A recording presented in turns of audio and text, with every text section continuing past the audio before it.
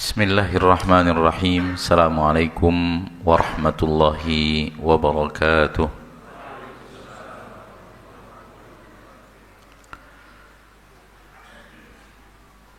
Innal hamdalillah nahmaduhu wa nasta'inuhu wa nastaghfiruh wa na'udzu billahi min shururi anfusina wa min sayyiati a'malina. Man yahdihillahu fala mudilla lah wa man yudlil fala hadiya lah. Ashhadu an la ilaha illallah wahdahu la syarika lah wa ashhadu anna Muhammadan abduhu wa rasuluh sallallahu alaihi wa ala alihi wa ashabihi wa man tabi'ahum bi ihsanin ila yaumiddin wa sallama tasliman katsira. Ya ayyuhalladzina amanu ittaqullaha haqqa tuqatih wa la tamutunna illa wa antum muslimun. Ya ayyuhan nasu ittaqu rabbakumul ladzi khalaqakum min nafsin wahidah wa khalaqa minha zawjaha wa batha minhuma rijalan katsiran wa nisaa'a wattaqullaha alladzi tasaaluna bihi wal arham innallaha kana 'alaikum raqiba. Ya ayyuhalladzina amanu ittaqullaha wa qulu qawlan sadida yuslih lakum a'malakum wa yaghfir lakum dhunubakum wa man yuti'illaha wa rasulahu faqad faza fawzan 'azima. Amma ba'du fa inna asdaqal hadithi kitabullah wa khairal hadi hadi Muhammadin sallallahu alaihi wasallam wa syarral umuri muhdatsatuha fa inna kulla muhdatsatin bid'ah wa kulla bid'atin dhalalah. Ma'asyiral muslimin, ma'asyiral muslimat, saudaraku saudariku, al-hadirin wal hadirat rahimani wa rahimakumullah.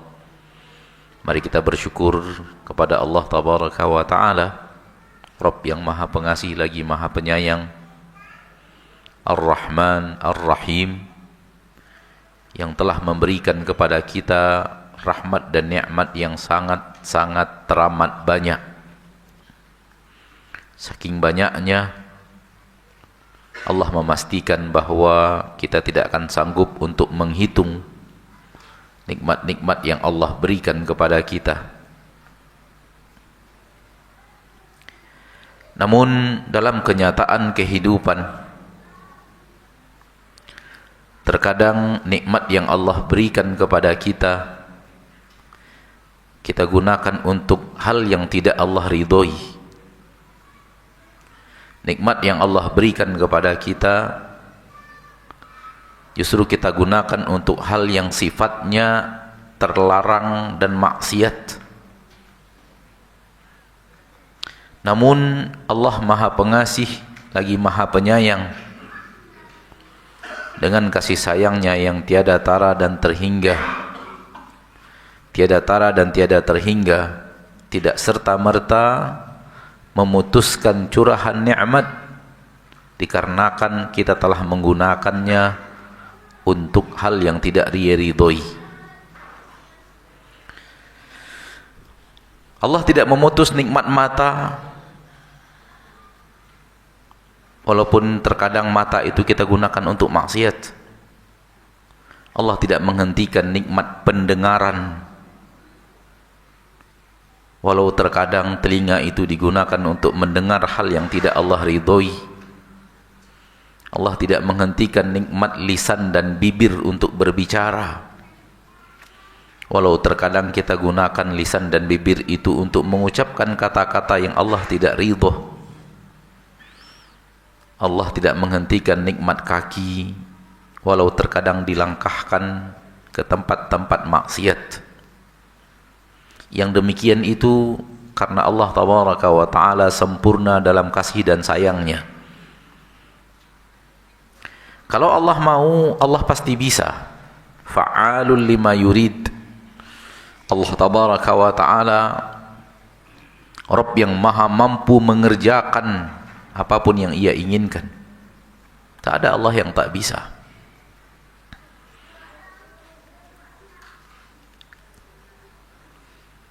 Kalau itu terjadi, hancur kita. Kalau maksiat kita lakukan dengan mata, lalu Allah cabut nikmat mata. Maksiat kita gunakan dengan lidah, Allah cabut nikmat lidah. Maksiat kita gunakan dengan kaki, Allah lumpuhkan kaki.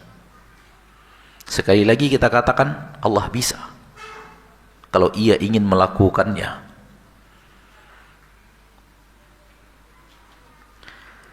Oleh karena itu, berhati-hatilah dalam menggunakan nikmat-nikmat yang Allah berikan kepada kita,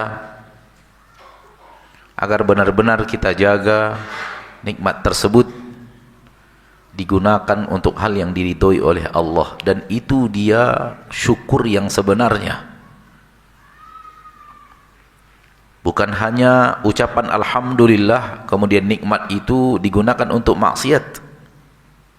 Akan tetapi nikmat-nikmat itu digunakan untuk hal yang diridhoi dan dicintai Allah saja. Saudaraku, saudariku, kaum muslimin dan muslimat rahimani wa rahimakumullah, kalau tidak salah pada kesempatan yang berbahagia ini Anda diminta untuk berbicara seputar ikhlas. Ya atau tidak kah? Ya.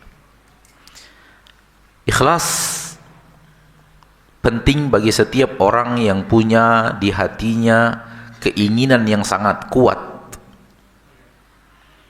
agar amalnya diterima oleh Allah tabaraka wa ta'ala. Hendaknya seorang muslim, seorang muslimah benar-benar memiliki tekad yang sangat kuat di hatinya,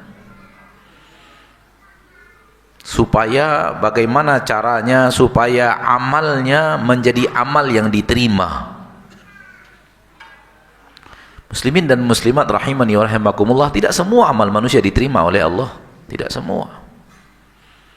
Ada yang diterima, ada juga yang ditolak.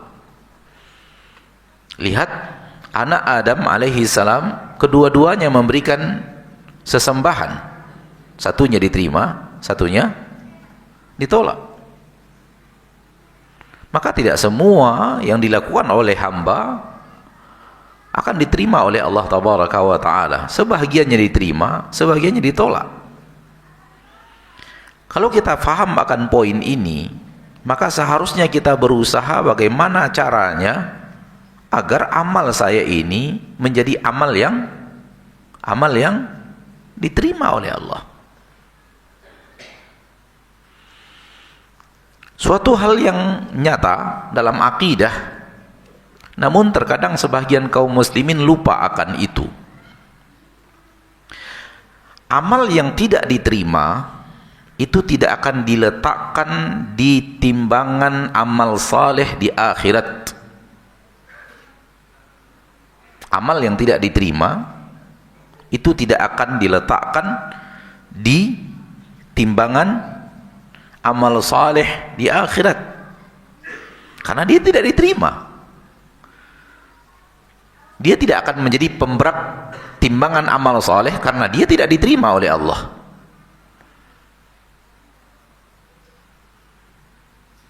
Sadar akan hal ini, kita harusnya takut dan khawatir sekiranya amal-amal yang kita lakukan ini menjadi amal yang ditolak, menjadi amal yang tidak diterima.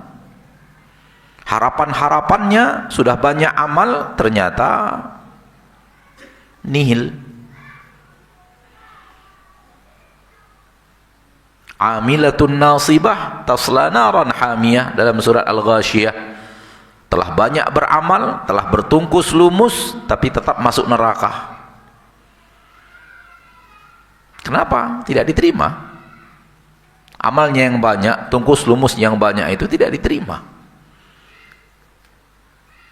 Maka hendaknya setiap insan muslim dan muslimah, mukmin dan mukminah sangat peduli kepada poin bagaimana caranya supaya amal saya diterima oleh Allah Subhanahu wa ta'ala. Salah satunya bahasannya adalah ikhlas. Dan itu yang akan kita bahas pada kesempatan yang berbahagia ini. Namun sebelum kita membahas ikhlas, kita bahas sedikit yang kedua, yaitu amal tersebut harus sesuai dengan yang diajarkan oleh Nabi Muhammad sallallahu alaihi wasallam. Yang diajarkan oleh manusia yang paling mengerti agama, yang diajarkan oleh satu-satunya utusan Allah kepada kita umat akhir zaman, yaitu Nabi kita Muhammad sallallahu alaihi wasallam. Harus. Ini yang disebut dengan mentaati Rasul, mencontoh Rasul, mengikuti Rasul, sesuai dengan apa yang beliau ajarkan, sesuai dengan apa yang beliau syariatkan, sesuai dengan apa yang beliau perintahkan dan contohkan. Kalau tidak, ditolak. Dan yang mengatakan ditolak itu Rasul. Para ulama, para da'i, para mubaligh hanya menyampaikan apa yang disampaikan Rasul SAW, yaitu Rasul SAW bersabda, man amila amalan laisa alaihi amruna fahuwa raddun. Barang siapa yang mengamalkan amalan yang tidak ada perintahnya dari kami, maka amalan itu raddun, akan ditolak. Maka ketika akan beramal, hendaknya kita berilmu tentang apakah amal ini benar sesuai dengan yang diajarkan Rasul atau tidak. Kalau sekali lagi kita peduli kepada diterimanya amal, sehingga amal tidak ikut-ikutan, amal tidak melihat orang lalu meniru, melihat orang lalu meniru, melihat orang lalu meniru, tapi amal berdiri di atas ilmu bahwa itu benar-benar sesuatu bahagian daripada syariat yang diajarkan oleh Nabi kita tercinta Muhammad sallallahu alaihi wasallam. Yang keduanya baru ikhlas. Keduanya baru ikhlas. Jadi ketika kita akan beramal, pelajari dulu amal ini bagaimana mengamalkannya sesuai dengan perintah Rasul tercinta, sesuai dengan yang diajarkan dan dicontohkan oleh Rasulullah sallallahu alaihi wasallam, dan lakukan seperti itu. Baru kemudian pertanyaannya ketika melakukan, ikhlas atau tidak.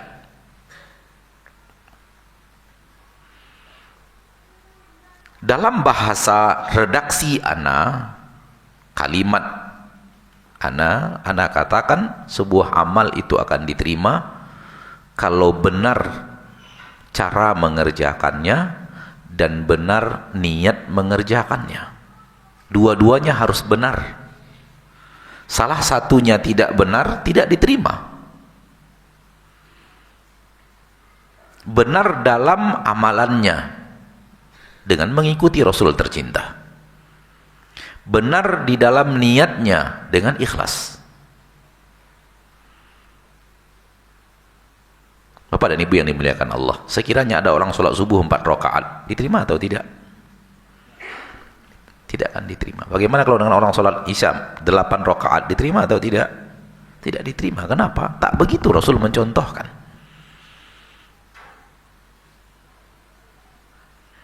Menambahkan sesuatu, mengurang-nguranginya akan membuat amal tersebut ditolak. Kenapa? Tidak benar cara mengamalkannya. Maka hendaklah kita berilmu, belajar.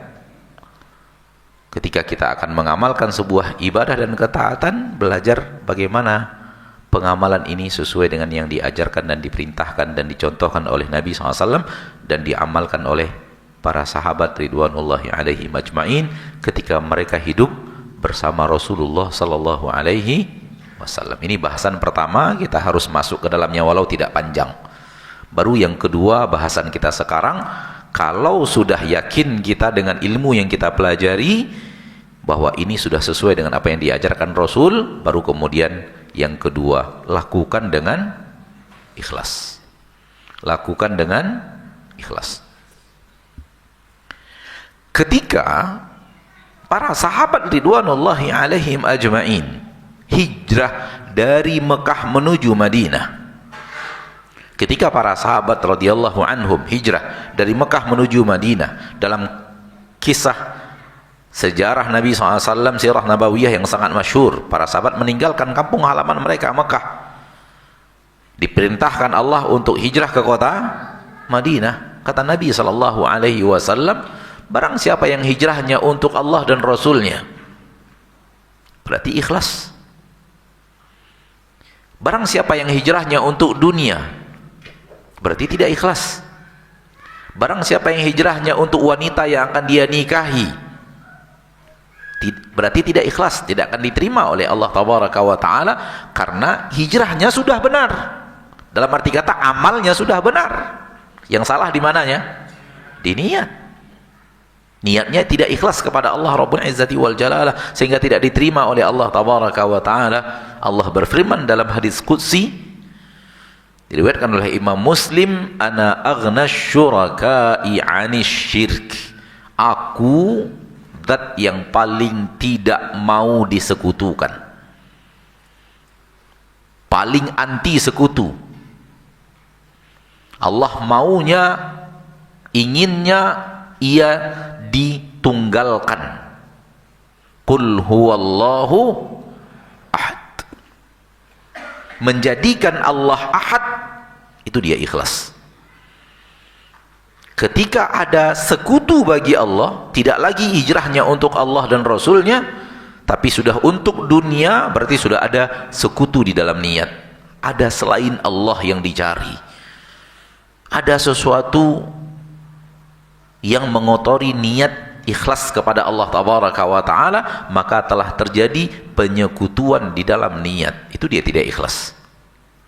Telah terjadi penyekutuan di dalam niat. Tidak Allah lagi satu-satunya, akan tetapi ada sesuatu selain Allah yang dituju di dalam keinginan, dituju di dalam hati. Ma'asyiral muslimin, ma'asyiral muslimat, rahimani wa rahimakumullah. Maka ikhlas adalah beribadah, menjalankan ketaatan yang sudah benar tadi. Ingat, ketaatan yang sudah benar, yang sudah sesuai dengan apa yang diajarkan oleh Rasulullah SAW, dikerjakan untuk mengharapkan apa yang ada di sisi Allah semata. Allah dan apa yang ada di sisi Allah.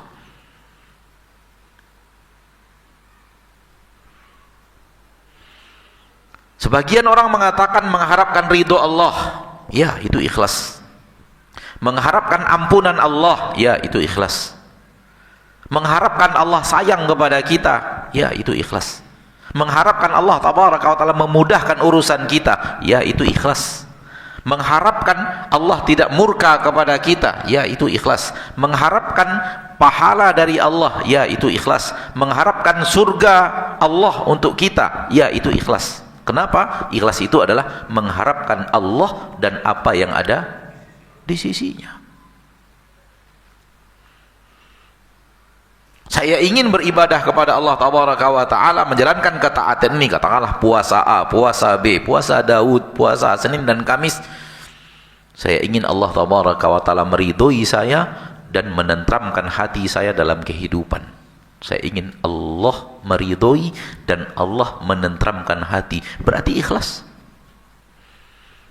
Walau ada maksud menenteramkan hati, ketentraman hati, tapi permintaannya kepada Allah, maka itu adalah ikhlas.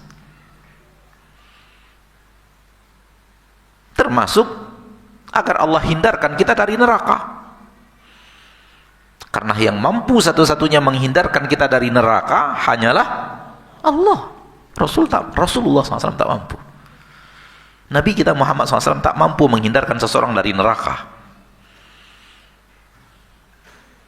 Karena itu hanya murni Allah yang bisa. Ketika kita mintakan hanya kepada Allah, maka itu adalah ikhlas. Karena sebagian orang sekarang sudah sampai kepada akidah yang salah. Kata mereka, kalau seandainya beribadah itu takut neraka, itu tidak ikhlas. Kalau beribadah itu berharap surga, itu tidak ikhlas. Ini akidah yang tidak benar, akidah yang batil. Karena neraka adalah murka Allah yang Allah ingin kita menghindar darinya, dan surga adalah rahmat Allah yang Allah menyuruh kita untuk mengejarnya. Wasari'u ila maghfiratin min rabbikum wa jannah, berlomba-lombalah kalian, bersegeralah kalian, berjibakulah kalian, berpacu-paculah kalian, sabiqu. Maka ketika kita berlomba-lomba mengejar surga, maka itu tidaklah menghanguskan atau bertolak belakang dengan keikhlasan. Ma'asyiral muslimin, ma'asyiral muslimat, rahimani wa rahimakumullah. Maka ketika amal ibadah yang sudah benar tadi dikerjakan benar-benar tujuannya adalah Allah dan apa yang ada di sisi Allah, maka itu telah ikhlas. Dengan melakukan dua hal ini, maka insyaallah ta'ala amal akan menjadi amalan yang diterima. Sudah kita katakan tadi, kalau amal itu diterima oleh Allah, maka itu amal yang kita dapatkan dan akan diletakkan di timbangan kebaikan padang mahsyar dan akan memberatkan timbangan itu. Ma'asyiral muslimin, ma'asyiral muslimat.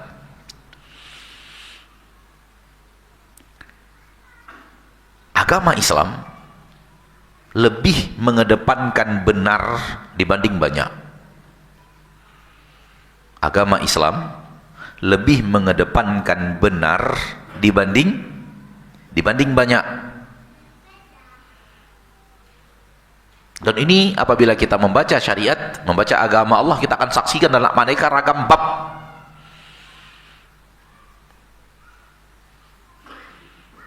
Rasul tidak mendahulukan jumlah dibanding benar. Satu amalan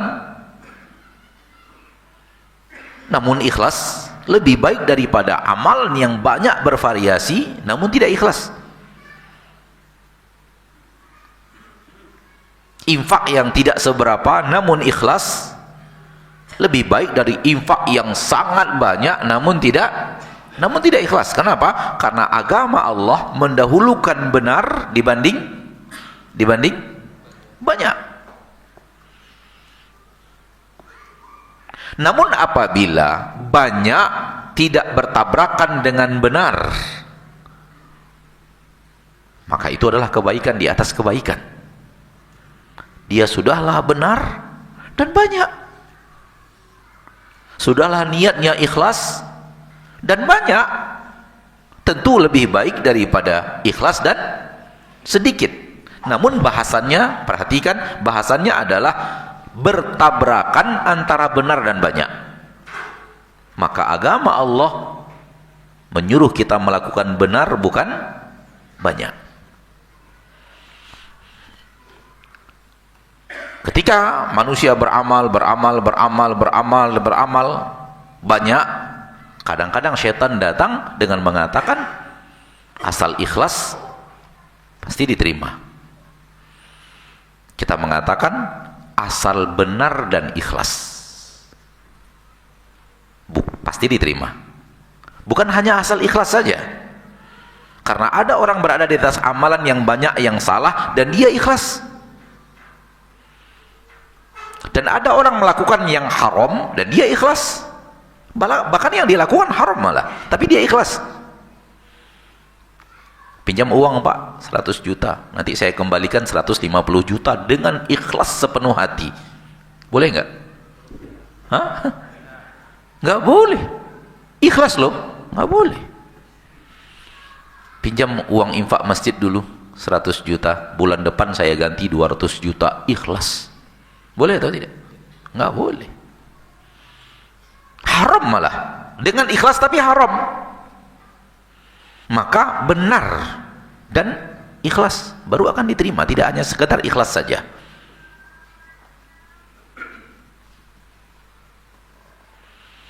Orang yang ikhlas semuanya teriak sulitnya untuk selalu ikhlas. Semua orang yang berusaha ikhlas teriak alangkah sulitnya ikhlas itu. Jadi ikhlas itu bukan amalan ringan, amalan yang manusia yang berusaha untuk ikhlas teriak.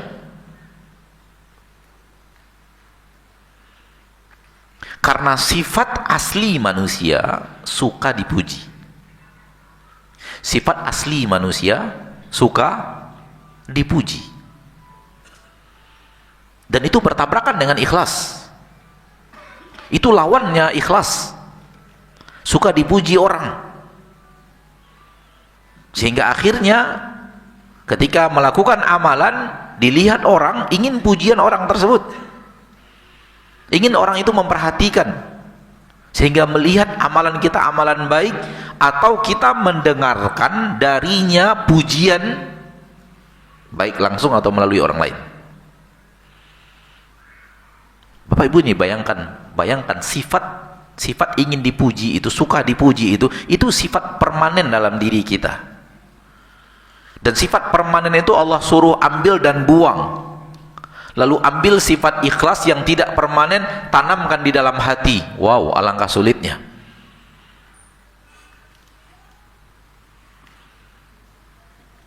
Sifat permanen kita suka dipuji, Allah suruh ambil dan campakkan. Buang dari hati itu. Jangan suka dipuji orang dalam beramal. Jangan mengharapkan pujian manusia dalam beramal, siapapun itu.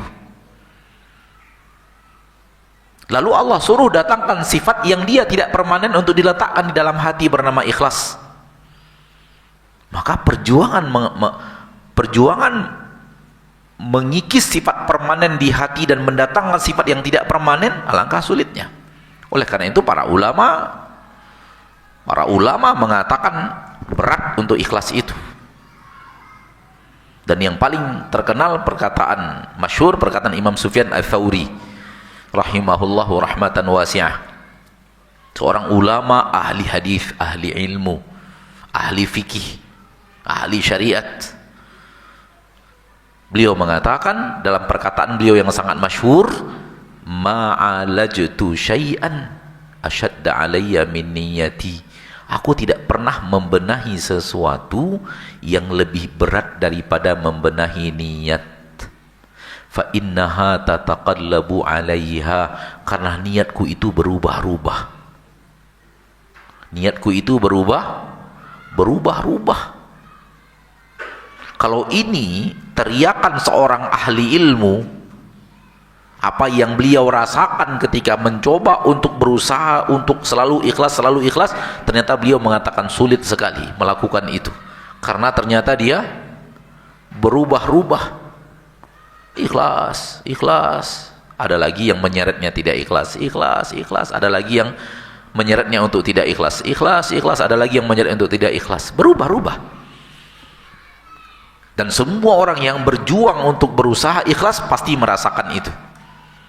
Terkadang dia menang, terkadang dia kalah. Terkadang dia menang, terkadang dia kalah.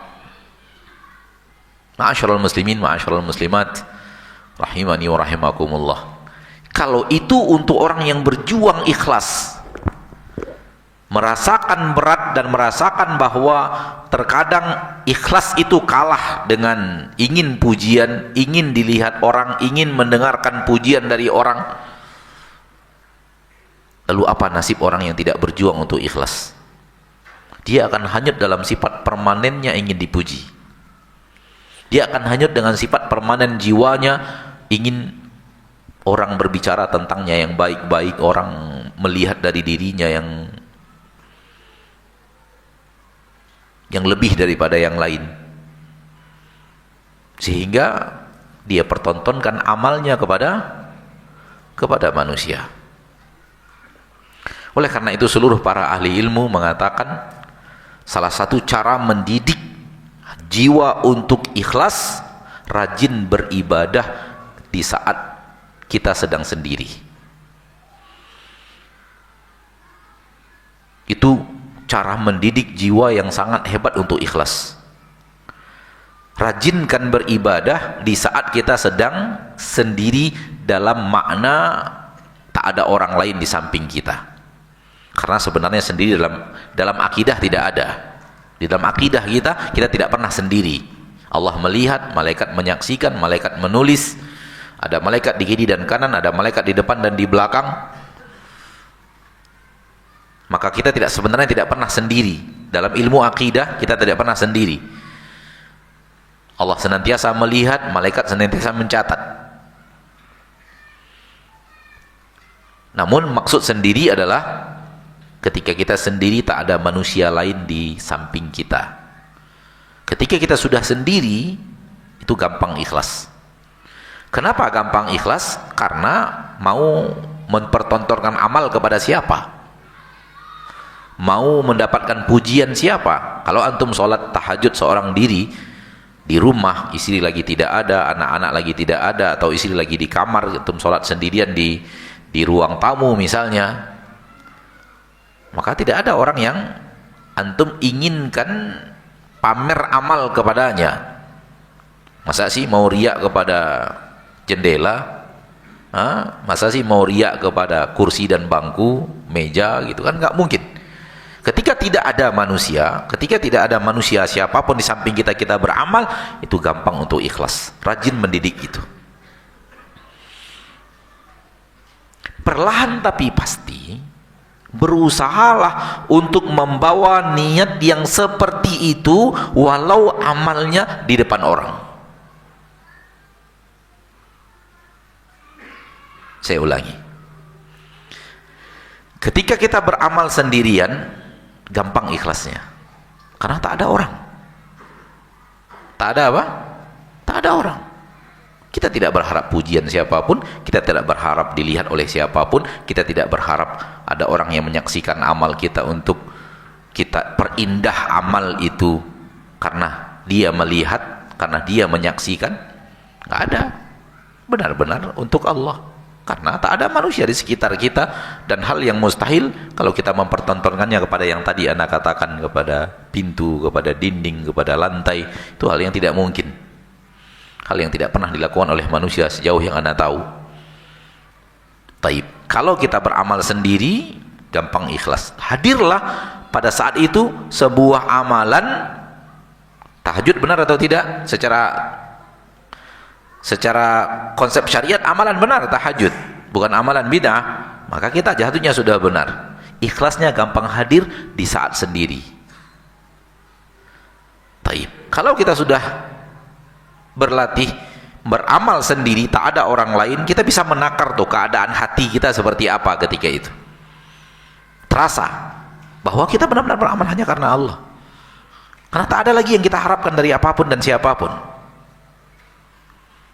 Taib. Bawalah hati yang seperti itu di dalam amalan di hadapan orang. Kalau kita bisa membawa hati yang seperti itu dalam amalan kita di hadapan orang, mudah-mudahan kita tidak berharap walau ada orang yang melihat, tak ada keinginan sedikit pun dipuji oleh mereka.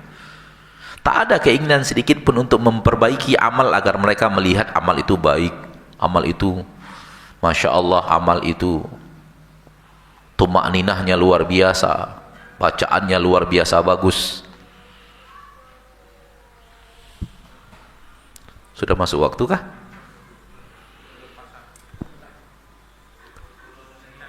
Baik. Terlalu cepat azannya berarti. Ini azan bid'ah.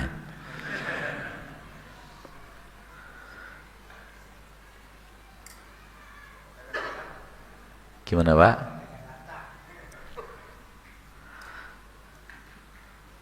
Kalau Anda tidak menyarankan, sebagaimana yang Anda ketahui dari para ahli ilmu, tidak menyarankan handphone itu dibuat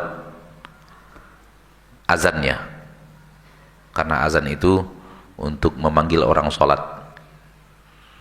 Kalau ingin pasang alarm, silakan alarm, tapi jangan suara azan. Dan sebagian ulama Anda dengarkan mengatakan itu dosa, meletakkan azan tidak pada tempatnya. Wallahu a'lam. Jadi dengan kita beramal soleh sendirian, kita mendapatkan keikhlasan. Bahwa hati yang seperti itu di dalam amalan yang kita ada dilihat orang. Kita beribadah bersama kaum muslimin yang lainnya. Kita beribadah berjamaah. bersama orang-orang di sekitar kita. Mungkin ada orang yang kita muliakan, ada orang yang kita segani, ada orang yang kita sungkan kepadanya. Jangan jadikan mereka sesuatu yang mempengaruhi bentuk amal kita. Mudah-mudahan dengannya kita bisa mengetahui seperti apa ikhlas itu di depan orang, di mana tidak ada. Jadikan beliau yang melihat kita itu bagaikan pintu, bagaikan gorden, bagaikan jendela, bagaikan meja dan kursi. Tak kita butuhkan pujian mereka, tak kita butuhkan mereka memperhatikan gerakan kita. Bahkan perhatian mereka kepada gerakan kita berbahaya untuk kita, karena itu yang akan merusak amal.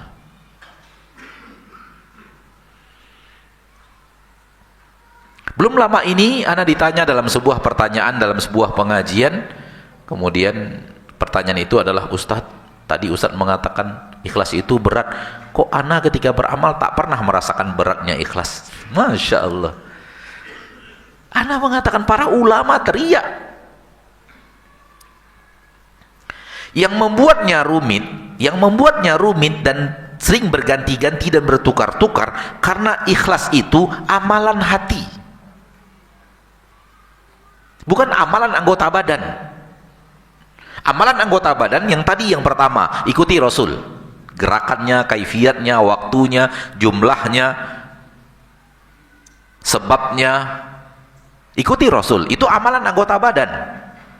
Amalan anggota badan bisa permanen, tapi amalan hati nggak bisa. Kenapa? Hati itu berubah-ubah. Dan niat ikhlas itu letaknya di dalam hati, di dalam amalan hati. Hati itu bertukar-tukar.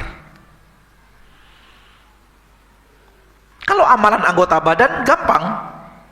Oleh karena itu seorang tabi'in, Yahya ibnu Abi Katsir, mengatakan, ta'allamun niyah fa innaha ablagh minal amal. Belajarlah kalian memperbaiki niat, membenarkan niat, karena dia jauh lebih penting daripada amal. Jauh lebih berat daripada amal, jauh lebih rumit daripada amal. Amal, kalau kita tahu amal kita salah lalu kita perbaiki, itu gampang menjaganya seperti yang sudah benar, itu gampang. Kenapa? Dia amal anggota badan.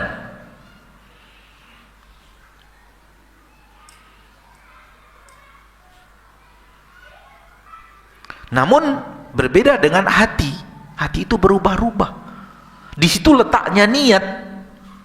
Di hati yang berubah-ubah itu, terkadang dia begini, terkadang begitu. Mungkin hari ini bisa ikhlas, belum tentu pada kesempatan yang berikutnya.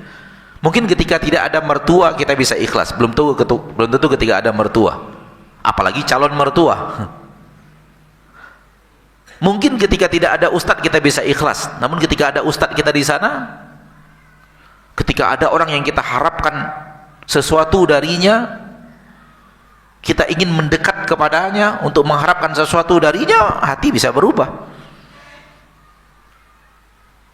Maka ma'asyarul muslimin, kenapa ikhlas itu berat dan rumit? Karena dia terletak di hati, maka berubah-ubah.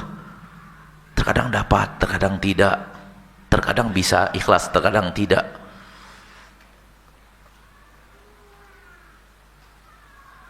Karenanya para ulama mengatakan, latihanlah untuk ikhlas dengan rajin beramal sendiri. Karena ketika itu bagaimana lagi mau ria? Ria kepada siapa? Ria kepada apa? Bahkan terlihat dalam biografi para ulama kita terdahulu dari orang-orang saleh, mereka kalau ingin beribadah, ibadah yang individual, individu melakukannya sendiri, mereka ingin mencari tempat yang tersembunyi. Abdullah bin Mubarak al-Marwazi selalu melakukan ibadah sendiri-sendiri. Bahkan ketika pergi jihad, berperang bersama pasukan, ketika diperkirakan para tentara sudah pada tidur, beliau bangun dan pergi mencari tempat sendiri, lalu sholat di tempat itu seorang diri. Tidak ingin sholat di tempat yang orang banyak lihat. Kenapa? Karena sholat sendiri lebih gampang mengantarkan kepada ikhlas. Salat di depan orang membahayakan keikhlasan.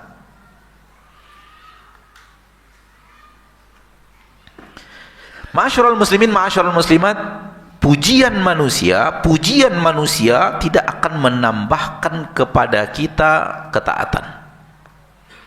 Bahkan justru bisa merusak ketaatan. Pujian manusia tidak menambahkan kepada kita ketaatan, justru bisa merusak ketaatan. Oleh karena itu, jangan suka dipuji. Lawan sifat suka dipuji itu dengan tak suka dipuji. Dengan cara apa? Dengan cara ketika manusia memuji, tahan, suruh mereka diam kalau bisa, atau kita mendengarkan orang lain memuji, entah disampaikan kepada kita, entah terdengar oleh kita, fahami bahwa saya punya kesalahan yang banyak, semoga Allah maafkan kesalahan-kesalahan saya. Engkau tidak tahu siapa diri saya yang sebenarnya. Sudah masuk waktu salat, waktu azan. Sampai di sini dulu materi kita di antara maghrib dan isya. Insyaallah seperti yang tadi diumumkan, kita akan lanjutkan setelah melaksanakan salat isya berjamaah. Wa sallallahu wasallam wa baraka wa an'am ala abdihi wa rasulihi Muhammad.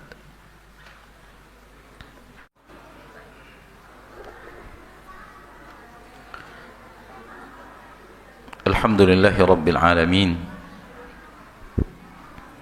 وبه نستعين على أمور الدنيا والدين أشهد أن لا إله إلا الله وحده لا شريك له وأشهد أن محمدا عبده ورسوله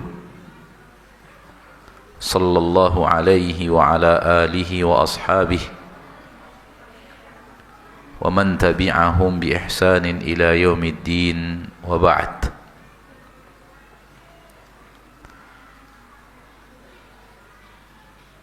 Dalam pembicaraan kita di bahagian akhir tadi sebelum sholat isya, kita mengatakan bahwa pujian manusia tidak mendatangkan untuk kita pertambahan dalam amal. Bahkan justru pujian manusia itu bisa merusak amal. Oleh karena itu, dari dahulu kala sampai sekarang kita menyaksikan orang-orang yang berusaha untuk ikhlas tak suka dipuji. Mereka tidak suka dipuji. Karena pujian itu bisa menjadikan sesuatu yang ikhlas menjadi riya, menjadi tidak ikhlas. Dan ketika menjadi tidak ikhlas, amal menjadi sia-sia. Kenapa? Karena tidak ada pahalanya, nihil.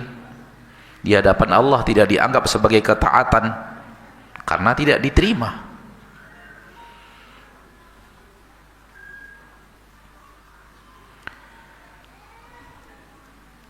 Kalau kita tahu akan itu, maka ketahuilah di zaman kita sekarang ini, beramal soleh di depan orang itu rumit. Dan kita mengatakan bahwa apalagi di saat kita tampil, orang melihat, orang memperhatikan, itu sulit untuk ikhlas. Sulit untuk mempertahankan niat agar tetap ikhlas, mengharapkan ridho Allah semata, tidak mengharapkan pujian dari orang yang memperhatikan gerak-gerik kita.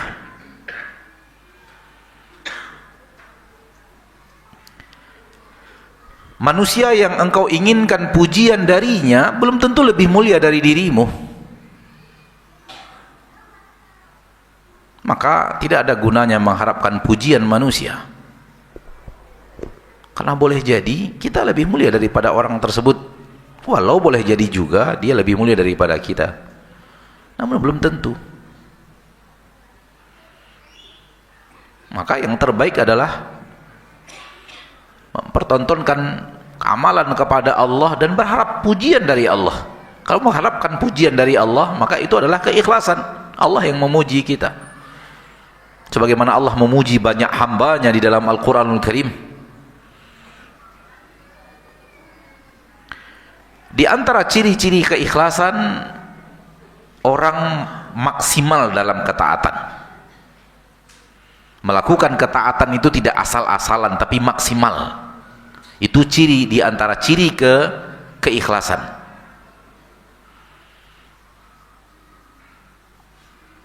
Di dalam Al-Quran, surat Al-Insan, ayat ke-8, ayat ke-9,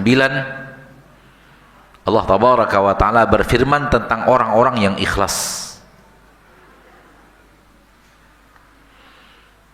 Wa yut'imuna at-ta'ama ala hubbihi miskinan wa yatiman wa asira. Innama nut'imukum liwajhillahi la nuridu minkum jazaan wala syukura. Dan mereka memberikan makanan, berbagi makanan saat mereka sedang mencintai makanan itu. Mereka berbagi kepada orang miskin, kepada anak yatim, kepada tawanan-tawanan perang. Innama nut'imukum liwajhillah, sesungguhnya kami memberikan makan kepada kalian ini untuk mengharapkan wajah Allah, untuk bertemu Allah di surga dan melihat Allah. Ini adalah keikhlasan. Orang yang beribadah mengharapkan pertemuan dengan Allah, berharap bertemu dan melihat wajah Allah adalah keikhlasan. La nuridu minkum jazaan wala syukura. Kami tidak inginkan dari kalian balasan. Kami memberi agar kalian juga beri, kami tidak mengharapkan balas. Menunjukkan bahwa dia adalah ikhlas. Wala syukura, bahkan kami tidak berharap dari kalian pujian-pujian, kalian berterima kasih, kalian menyanjung kami, tidak harapkan itu. Di mana letak bahwa orang yang ikhlas ini maksimal dalam kalimat ala hubbihi? Mereka memberikan makanan kepada anak yatim, kepada orang miskin pada saat mereka sedang mencintai makanan itu. Pada saat mereka sedang inginkan makanan itu, pada saat mereka sedang butuhkan makanan itu, mereka tetap bisa memberi orang lain. Ini perbuatan maksimal yang luar biasa. Karena memberikan orang makanan di saat kita tidak butuh makanan itu beda dengan kita memberikan orang makanan di saat kita sedang membutuhkannya. Orang yang bisa memberikan makanan kepada orang lain di saat dia sedang membutuhkan makanan itu, dia telah berbuat yang maksimal dalam ketaatan. Sehingga Allah memujinya dengan cara yang seperti itu. Lan tanalul birra hatta tunfiqu mimma tuhibbun. Kalian tidak akan mendapatkan kebajikan yang sebenarnya sampai kalian menginfakkan apa yang kalian cintai. Kadang-kadang kan kita ada hajatan, ada acara di rumah lalu buat makanan untuk melayani tamu. Tamu pada pergi, sisalah makanan itu lalu kita bagi-bagikan. Ini di saat kita tidak butuh itu lagi. Tidak sedang membutuhkan makanan. Berbeda kalau kita lagi sakit, lalu kemudian kita butuh sebuah makanan, begitu makanan itu ada yang memintanya, sanggup nggak berbagi? Ini dia ayatnya. Mereka memberikan makanan pada saat mereka sedang mencintai makanan itu, sedang menginginkan makanan itu. Diriwayatkan dari Abdullah bin Umar radhiyallahu anhu, dalam biografi beliau sedang sakit, lalu memberi kepada budaknya sejumlah uang untuk membelikan anggur di pasar. Orang sakit biasanya susah makan, nafsu makannya anjlok, dan terkadang ada keinginan memakan sesuatu, itu dia kecintaan kepada sebuah makanan. Maka diberikan uang kepada budaknya dan suruh belanja anggur di pasar. Namun ketika dalam perjalanan pulang, diikuti oleh orang yang meminta-minta. dan diminta anggur itu darinya, dia mengatakan saya nggak bisa, saya tidak mampu, karena ini bukan punya saya, punya majikan saya. Sesampainya di rumah, Abdullah bin Umar bertanya, itu siapa yang mengikuti kamu? Orang yang meminta-minta, yang ingin minta anggur yang saya berikan, yang saya beli ini. Kata Abdullah bin Umar, berikan kepadanya. Diberikan kepada orang itu, dikasih lagi duit, pergi ke pasar beli lagi, pergi ke pasar beli lagi. Begitu pulang ada lagi yang ngikuti. Abdullah bin Umar bertanya lagi, itu siapa yang ngikuti kamu? Orang yang meminta-minta, ingin meminta apa yang saya beli, anggur yang tadi di. Kata Abdullah bin Umar, berikan kepadanya, serahkan anggur itu untuknya, kasih lagi duit, belanja, pergi beli, pulang ada lagi yang ikuti yang ketiga kalinya. Abdullah bin Umar bertanya, itu siapa? Peminta-minta, serahkan kepadanya, kasih lagi duit. Udah yang keberapa ini? Keempat, belanja anggur. Begitu mau pulang ada lagi yang ikuti. Budaknya berkata pada mengikuti yang keempat ini, tolong jangan ikuti saya. Kalau kamu ikuti saya, pasti kamu dapat anggur ini dari majikan saya yang sangat dermawan. Tapi beliau sedang sakit, beliau ingin makan ini, udah 3 kali gagal loh, tolong yang sekarang. Maka yang meminta-minta tadi tidak mengikuti lagi. Lihat, maksimal. Sedang sakit ingin makanan, ada yang minta kasih. Sedang sakit ingin makanan, ada yang minta kasih. Beli lagi, ada yang minta kasih.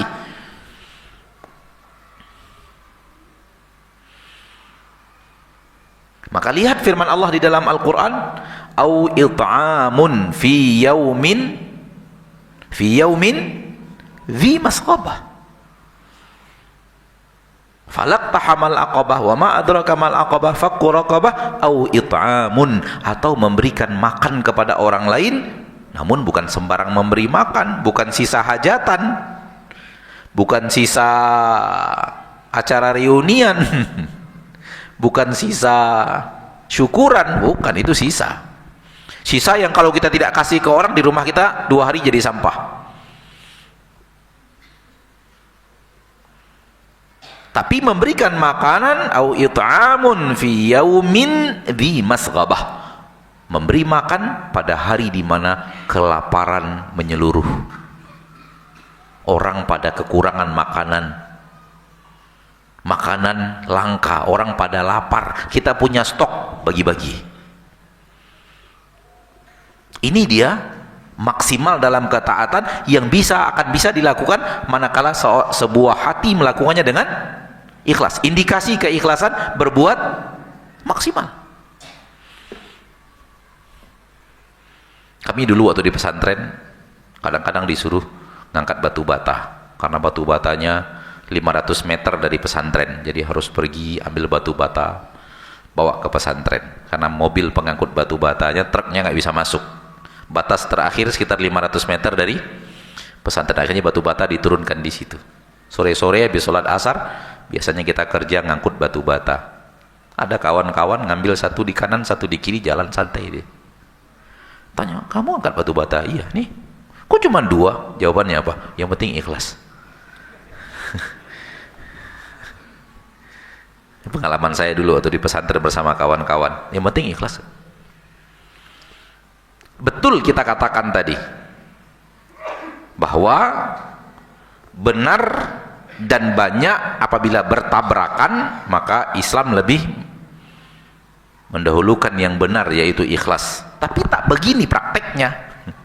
Ini namanya bekerja malas, bukan bekerja ikhlas.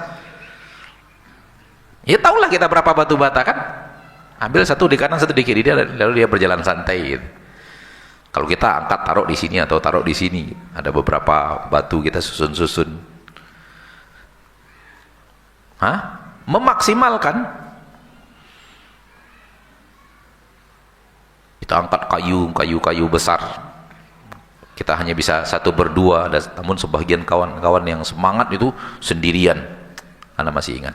Jazakumullahu khairan. Padahal kayu itu berat untuk anak-anak SMP, seusia SMP kami ketika itu. Tapi dia ingin maksimal, dia sendirian. Nampak beratnya dia mengangkat, namun dia berusaha. Ini dia yang benar. Ini dia indikasi keikhlasan. Ini dia tanda-tanda keikhlasan. Walau ikhlas itu hanya Allah yang bisa menilainya, tapi ada tanda-tanda dan indikasi. Sahabat Nabi yang mulia Abu Talhah mengatakan kepada Nabi SAW, ya Rasulullah, telah turun firman Allah Tabaraka wa Ta'ala, lan tanalul birra hatta tunfiqu mimma tuhibbun. Kalian tidak akan mendapatkan kebajikan sampai kalian menginfakkan apa yang kalian cintai. Kata beliau, hartaku yang paling kucintai ya Rasulullah kebun kurma, Bayraha. Dan itu kebun kurma di samping masjid Nabi. Itu hartaku yang paling kucintai ya Rasulullah. Karena turun firman Allah, maka aku infakkan hartaku yang paling kucintai itu. Ya, ini indikasi keikhlasan. Ikhlas akan membuat manusia maksimal dalam ketaatan. Bukan malah justru berdalil dengan ikhlas untuk bermalas-malasan. Itu beda. Yang tadi bermalas-malasan dengan dalil ikhlas. Betul, sedikit tapi ikhlas lebih baik daripada banyak tidak ikhlas tapi prakteknya tidak seperti itu. Manakala seseorang sholat tahajud hanya 2 rakaat dalam satu malam dengan ikhlas, itu lebih baik dibanding dia banyak tapi dia tidak ikhlas. Mungkin dia tahajudnya atau sholat malamnya tarawih mengimami namun dia tidak ikhlas. 2 rakaat yang ikhlas itu lebih baik daripada banyak tapi tidak ikhlas. Berinfak atau berkurban satu ekor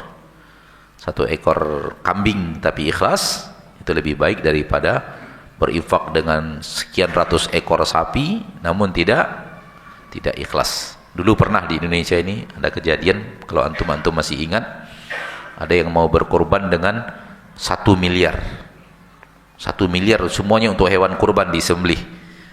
Itu kan besar itu, padahal kambing pada tahun itu mungkin harganya sekitar 600-700 ribu baru ketika itu. Dia berinfak dengan 1 miliar daging kurban, 1 miliar untuk hewan kurban. Namun spanduknya dari Sabang sampai Merauke. Mungkin lebih mahal biaya spanduknya daripada 1 miliarnya. Ini bahasan ketika memang sedikit tapi ikhlas lebih baik daripada banyak yang tidak ikhlas. Bukan untuk bermalas-malasan. Maka orang yang ikhlas kepada Allah Tabaraka wa Ta'ala itu akan memacu semangat dia untuk memaksimalkan ketaatan, bukan justru memalas-malaskan ketaatan kepada Allah Rabbul Izzati wal Jalalah. Kenapa? Orang yang ikhlas itu benar-benar mengharap sesuatu di sisi Allah. Bagaimana mungkin dia benar-benar serius mengharap sesuatu di sisi Allah dengan bermalas-malasan? Bahkan justru dengan semangat. Sehingga para sahabat saking semangatnya disuruh Nabi jangan begitu. Para sahabat Rasulullah SAW, ini yang sering anak katakan, beda para sahabat dengan umat Islam sekarang termasuk saya, tanpa terkecuali. Dulu sahabat saking rajinnya, Nabi mengatakan keterlaluan kalian, direm oleh Nabi, jangan begitu, begini. Gitu loh, paham enggak maksudnya? Sholat malam capek tapi tak mau istirahat, akhirnya ambil tali, ikatkan dari satu tiang ke tiang lainnya, lalu bergantung di tali itu karena tetap ingin melanjutkan sholat malam panjang. Nggak sanggup lagi berdiri sampai mengikat tali untuk dijadikan gelantungan. Nabi masuk masjid dan menemukan ada tali di antara tiang. Nabi mengatakan, tali siapa ini? Disebut oleh para sahabat, fulan ya Rasulullah sholat malam, kalau dia lelah dia bergantung di tali ini. Nabi SAW mengatakan, hulluh, buka tali itu. Alaikum ma tutiqun, hendaklah kalian beribadah sesuai dengan kemampuan kalian saja. Artinya para sahabat ingin lebih lagi, tapi ditarik oleh mereka, enggak boleh sebanyak itu, enggak boleh seperti itu. Abdullah bin Amr bin As dipanggil oleh Nabi SAW dan dikatakan kepada Abdullah bin Amr bin As radhiyallahu anhuma, Saya mendengar kamu baca Al-Quran khatam sekali sehari. Iya ya Rasulullah. Kata Nabi, jangan, cukup khatamkan Al-Quran sekali 3 bulan.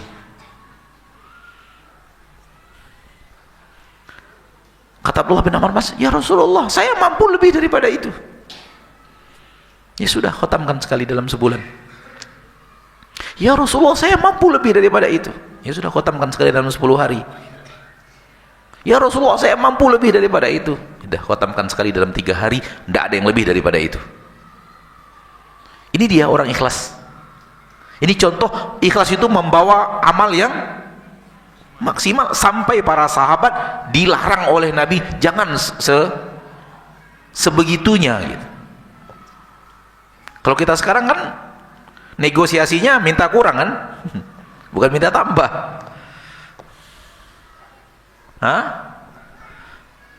Minta keringanan. Ma'asyiral muslimin, ma'asyiral muslimat rahimani wa rahimakumullah. Di dalam hadis sahih Muslim tentang orang yang 3 kali masuk, orang yang pertama kali masuk neraka adalah orang yang tidak ikhlas. Di dunia dikenal sebagai ahli ketaatan, namun Allah tahu tidak memiliki apa? Keikhlasan. Itu yang pertama kali masuk neraka jahanam. Lihat bagaimana dahsyatnya, rusaknya sesuatu tanpa ikhlas. Justru mengundang neraka untuk pertama kali. Yang akan pertama kali Allah panggang di neraka jahanam, kata Nabi tercinta, seorang alim yang mempelajari ilmu agama, mengajarkannya siang dan malam. Dan Allah bertanya kepadanya, apa telah engkau buat? Dia mengatakan, saya menimba ilmu agama, saya mengajarkannya untuk mengharapkan ridhamu ya Allah. Allah mengatakan, kadzabt, kamu dusta. Kamu lakukan itu agar kamu dapat gelar alim, agar orang-orang ngomong dan memuji engkau sebagai ahli ilmu. Yang kedua, orang yang rajin berinfak. Ketika Allah tanyakan kepadanya, apa yang kau lakukan? Ia mengatakan, seluruh jalan yang engkau ingin aku infakkan hartaku, di sana aku telah lakukan ya Allah untuk mengharapkan ridhamu. Kata Allah, kata kau dusta. Allah mah tahu isi hati. Yang kau inginkan agar orang memuji dirimu dengan jawad, orang yang dermawan, orang yang ringan tangan, orang yang suka membantu, orang yang doyan berinfak. Yang ketiga, wafat di medan jihad, meninggalnya di medan jihad. Ketika Allah tanya kepadanya, apa yang kau lakukan? Aku berjuang menegakkan agamamu untuk mengharapkan ridhamu. Allah katakan, kadzabta, kamu dusta. Innama fa'alta liyuqal jari, engkau lakukan itu agar engkau dipuji orang sebagai orang yang pemberani, tak ada rasa takut, pahlawan Islam, dan yang lainnya. Dan ketiga-tiganya Allah suruh seret oleh para malaikat, dan diseret dengan wajah menyentuh tanah. Yang diseret malah kakinya, wajahnya yang di tanah, dicampakkan ke dalam neraka jahanam. Lihat penghuni neraka jahanam pertama, orang yang amalnya besar namun kehilangan ikhlas. Dia mengharapkan pujian manusia di tengah amalan yang sangat dekat, mendekatkan dia kepada Allah tabaraka wa ta'ala, andai ikhlas. Namun yang dia inginkan bukan Allah, dan apa yang ada di sisi Allah, justru yang dia inginkan sanjungan manusia. Maka ini sangat dimurkai dan dibenci oleh Allah tabaraka wa ta'ala.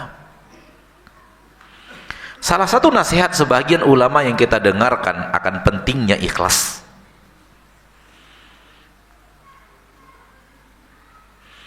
Kata beliau, lihat pentingnya ikhlas. Yang membedakan antara sahabat Nabi dijamin surga dengan munafik yang akan Allah masukkan ke neraka karena ketidakikhlasan. Lihat pentingnya niat ikhlas. Di zaman Nabi Hidup orang-orang yang sholat bersama, jihad bersama, puasa bersama, berinfak bersama Nabi SAW. Apa yang membedakan antara yang ini sahabat penduduk surga, yang ini munafik penduduk neraka? Hati. Ketidakikhlasan seorang munafik membuat dia tak menjadi was-sabiqunal awwaluna minal muhajirin wal ansar walladzina tabauhum bi ihsan, yang Allah jamin untuk mereka surga. Nah, mereka tidak masuk itu. Kenapa? Allah tahu mereka tidak melakukannya dengan ikhlas. Yang satunya dijamin surga, yang satunya Allah campakkan ke neraka. Bahkan fid darkil asfali minan nar, neraka paling bawah. Penyebabnya apa? Yang ini tidak ikhlas, yang ini ikhlas mengharapkan ridho Allah. Yansurunallaha wa rasulah, benar-benar ingin menolong Allah dan Rasulnya. Yabtaguna fadlan minallahi wa ridwana, mencari karunia Allah dan ridho Allah. Allah tahu isi hati mereka, itu yang ada dalam hati mereka. Maka Allah masukkan ke dalam surga. Yang satunya pura-pura saja. Nampak orang dia amal, tak nampak orang dia tak beramal. Nampak orang dia kayak serius, tak nampak orang dia lalai-lalai. Sehingga athqalus salati alal munafiqin salatul isya wa salatul fajr. Berat baginya untuk salat isya dan salat subuh. Kenapa? Gelap. Dia tak nampak oleh orang, dan dia berharap tak ada dia pun, orang tak tahu dia tak hadir. Nah,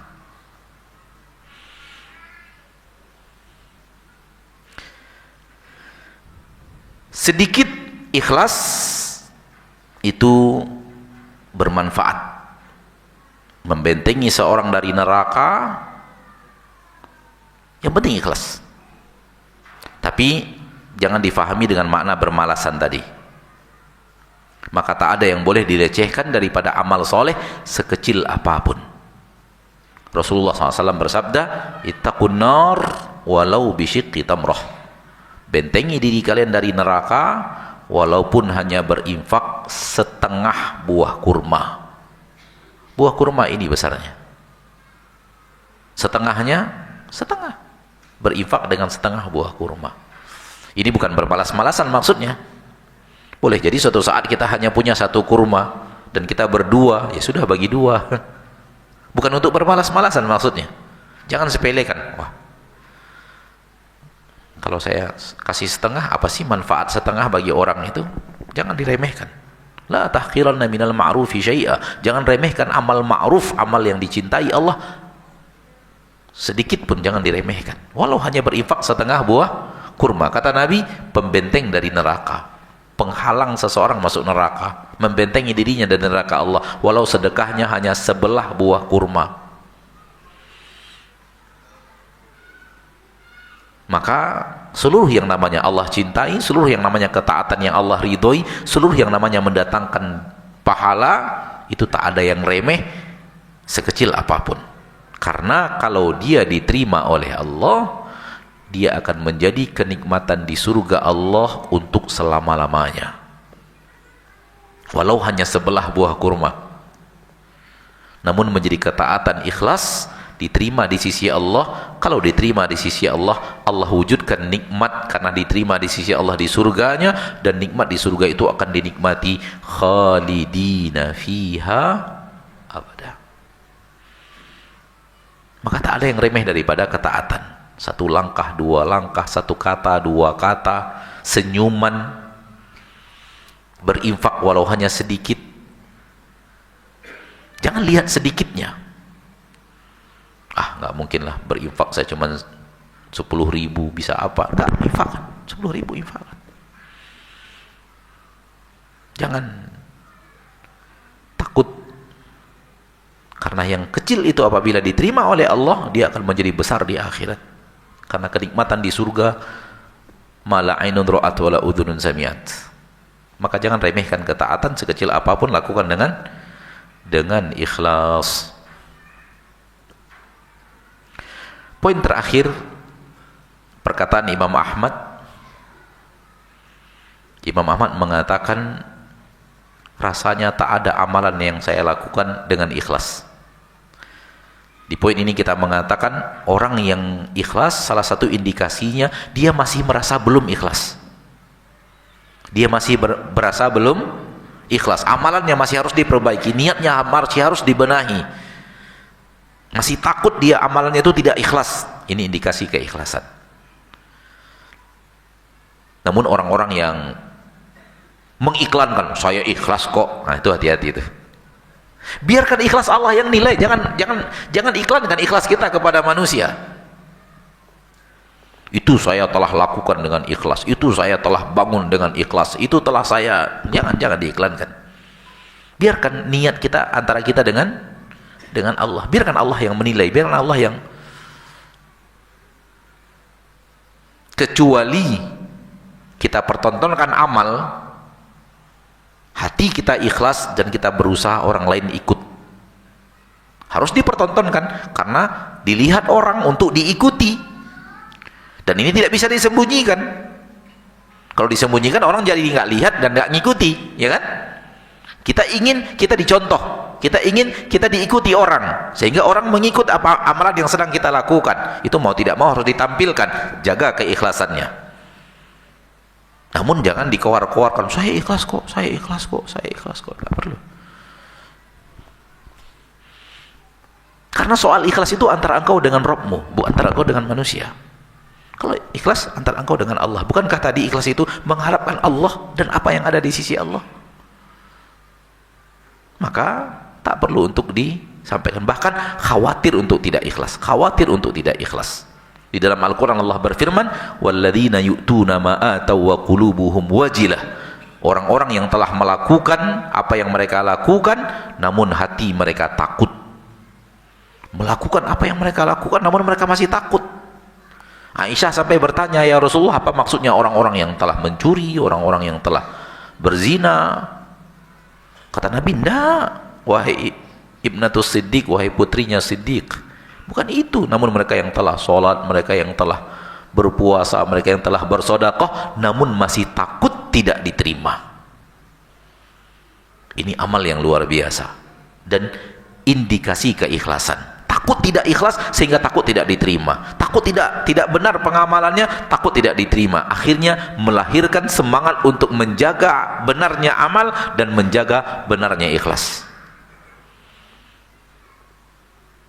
Ini yang bisa kita sampaikan secara materi pada kesempatan yang berbahagia ini. Semoga bermanfaat untuk kita semua, karena dua hal ini pondasi agama kita masing-masing. Dan dua ini yang akan menjadikan sebuah amalan diterima di sisi Allah dan menjadi pemberat timbangan padang mahsyar. Satu, lakukan dengan benar. Benar yaitu mengikuti tuntunan dan teladan yang ada dari Nabi kita tercinta Muhammad SAW. Yang tidak ada teladannya tinggalkan, yang tidak ada tuntunannya tinggalkan, karena amalannya tidak benar, karena Rasul saya tidak melakukan dan memerintahkan. Dan apa yang kita amalkan berbeda dengan apa yang diamalkan Rasul, harusnya ditinggal, ikuti Rasul. Gitu Nabi kita Muhammad SAW, beliau adalah utusan Allah kepada kita. Tidak boleh beribadah tanpa mengikuti beliau. Itu amal yang benar dan niat yang benar, yaitu ikhlas.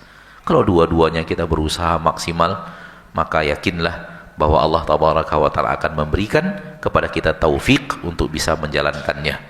Karena orang yang serius luar dalam, Allah akan berikan kepadanya janji, Allah akan memberikan petunjuk jalan yang benar kepadanya.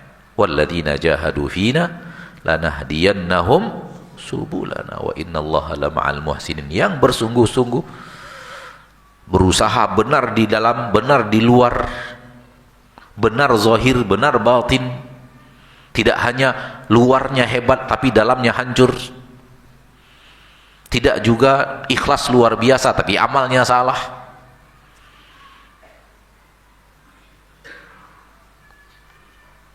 Benar luar dalam, benar zahir dan batin, serius ketika benar-benar dalam amalan dan keikhlasan. Allah berjanji, lanahdiyannahum subulana, kami akan tunjukkan dia jalan kami. Wa innallaha lama'al muhsinin, dan Allah benar-benar bersama orang yang berbuat baik. Ini dia materi kita pada kesempatan yang berbahagia ini. Semoga Allah wafatkan kita di atas keikhlasan. dalam ketaatan-ketaatan kita kepadanya, dan semoga mayoritas amal kita menjadi amal yang diterima di sisi Allah Subhanahu wa ta'ala.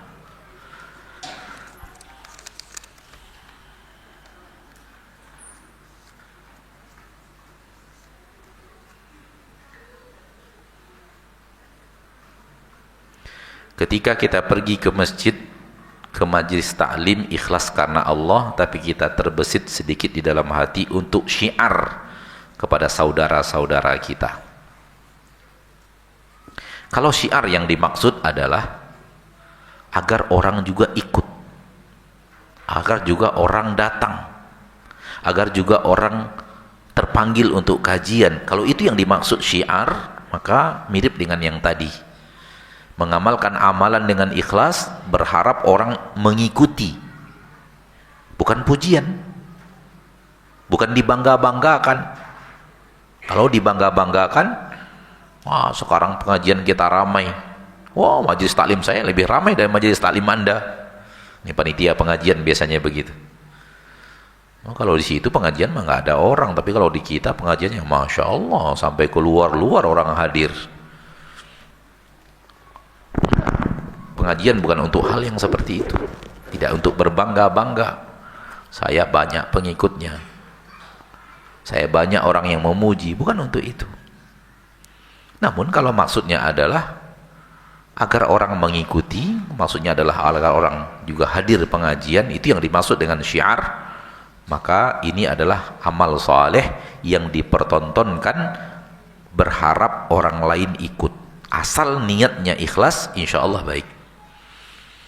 Bahkan ini lebih afdol daripada disembunyikan. Kenapa? Karena kalau orang ikut, setiap orangnya ikut, pahalanya kita dapat. Kalau yang tadi kita sendiri, amal untuk kita sendiri dengan syarat ikhlas ya. Amal yang dipertontonkan dengan syarat ikhlas, namun tujuannya agar orang lain ikut, maka ini lebih afdol. Kenapa? Pertama, dia tidak rusak dengan rusaknya ikhlas. Yang kedua, apabila ada orang yang mengikuti, pahalanya kita dapat. Karena Nabi SAW bersabda dalam hadis yang sahih, man sanna fil islami sunnatan hasanatan, barang siapa yang membuat sunnah yang baik, sesuatu amal yang dicintai dalam syariat kita baik, maka untuk kita pahalanya, kata Nabi, dan pahala orang-orang yang mengikutinya sampai hari kiamat. Bayangkan, sampai hari kiamat. Maka mengajak orang melakukan ketaatan, seandainya keikhlasannya terjaga, itu amal yang luar biasa. Wallahu a'lam bishawab.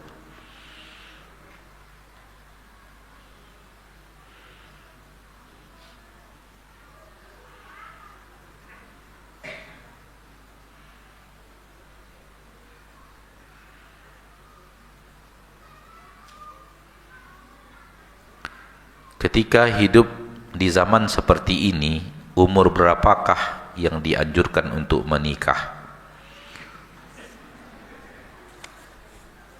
Sejauh yang Anda tahu, tidak ada takaran umur. Tidak ada takaran umur, tapi takaran kemampuan. Man istata'a minkumul ba'ata falyatazawwaj.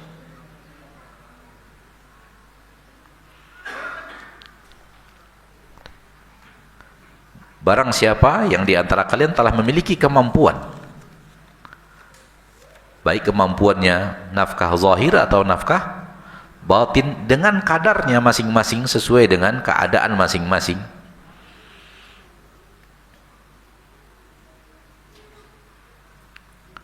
Tidak juga takaran berapa gaji, karena terlihat para sahabat nikah dengan mahar yang sangat ala kadar. Asal istrinya ridho, terjadi antaradin, sehingga nafkah zahirnya tak ada takaran tertentu, maka boleh. Ini yang Anda tahu, tidak ada batasan usia.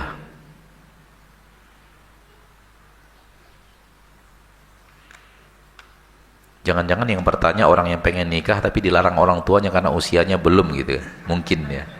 Jangan-jangan ya, belum waktunya kamu, umur kamu masih 19 mau nikah misalnya gitu. Takar enggak, umur tidak ada. Ya. Wallahu a'lam.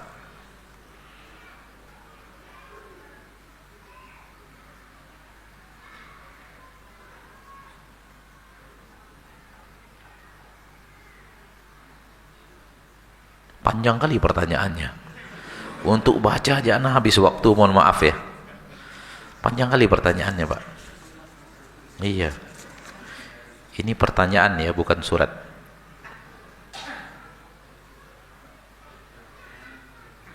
Apakah berdosa Ustadz kadang-kadang ana mengulur pelaksanaan sholat dan meninggalkan berjamaah? Kalau tidak ada uzur, jawabannya ya berdosa.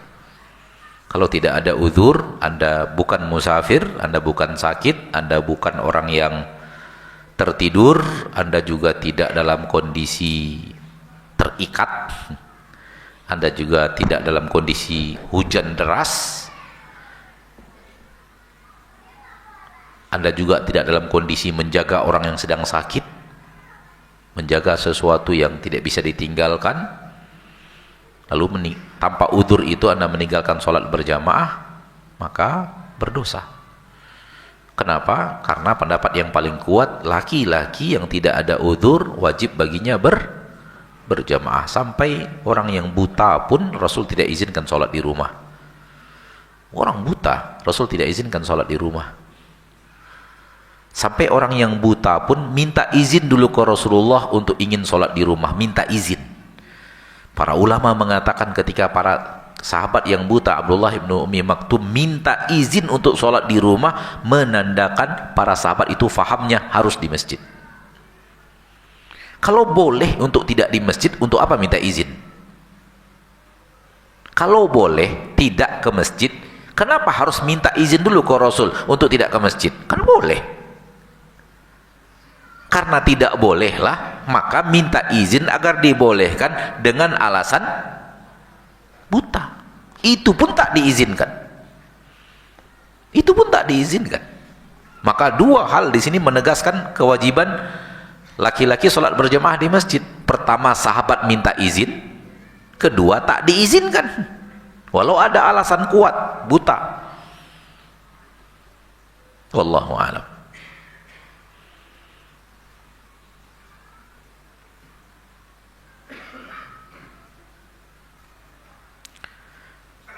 Mohon maaf Ustadz, mohon penjelasan tentang sholat di depan orang membahayakan. Bukan sholat berjamaah maksudnya. Sholat-sholat yang kita bisa sembunyikan, lalu kita sholat di depan orang berbahaya kalau seandainya niat kita ternyata ingin dipuji oleh orang yang menyaksikan, itu maksudnya. Namun kalau ikhlas tidak masalah, tidak ada orang tidak jadi masalah. Dan amalan-amalan yang tidak bisa disembunyikan, jangan disembunyikan. Sholat berjamaah bagaimana menyembunyikannya? Nggak bisa disembunyikan. Maka itu tidak disembunyikan. Nah,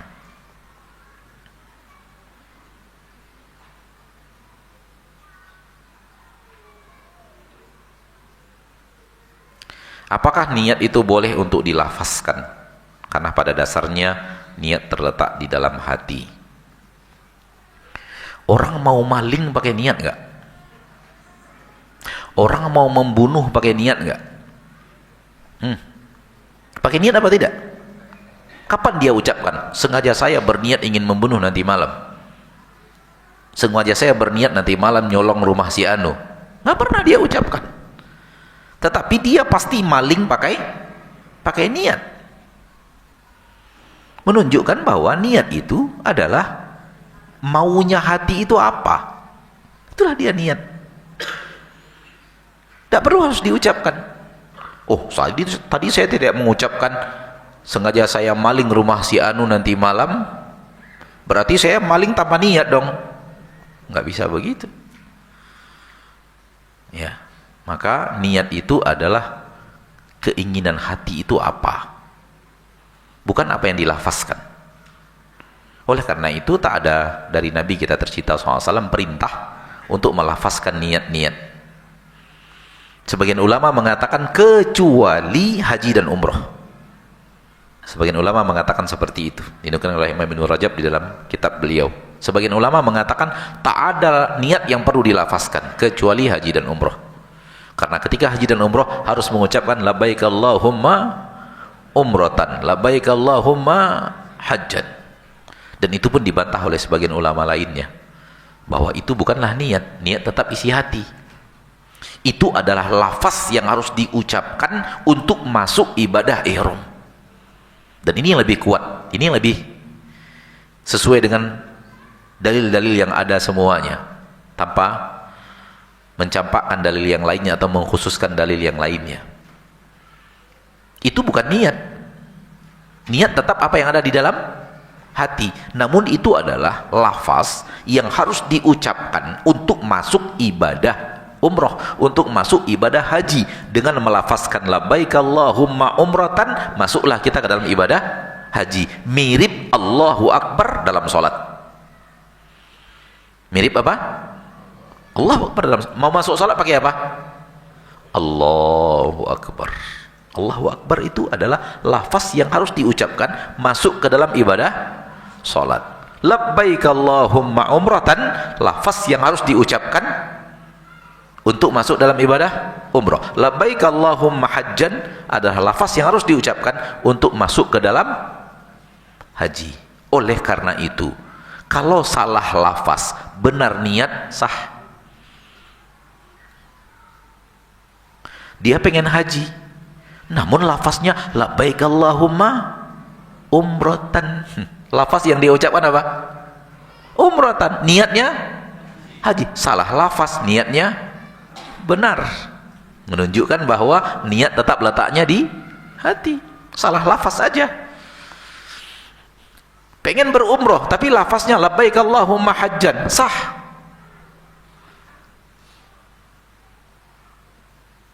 Bukan lafaznya yang jadi masalah, niatnya. Itu hanya salah lafaz. Salah mengucapkan dengan niat yang benar, maka itu masuk ke dalam ibadah umroh, masuk ke dalam ibadah haji dan tidak terganggu, karena niatnya tidak terganggu, hanya keliru dalam melafazkan, tidak disengaja. Ini menunjukkan bahwa itu juga bukan niat. Maka perkataan para ulama tak ada niat yang dilafazkan kecuali haji dan umrah, lebih kuat pendapat mengatakan semua tak ada yang dilafazkan. Semua niat tak ada yang dilafazkan. Namun karena dari MDA ada buku yang mengajarkan lafazkan niat sholat, akhirnya terbiasa, dan buku itu yang menyebar di seluruh Indonesia. Dan ketika kita sudah belajar dulu bahwa tidak ada ternyata sunnah melafazkan niat, kita pulang ke rumah, balik ke buku itu lagi cari, ternyata benar nggak ada hadisnya, itu hanya perkataan pengarang bukunya saja. Tahu kan bukunya? Nggak perlu saya ucapkan nama bukunya, antum sudah tahu.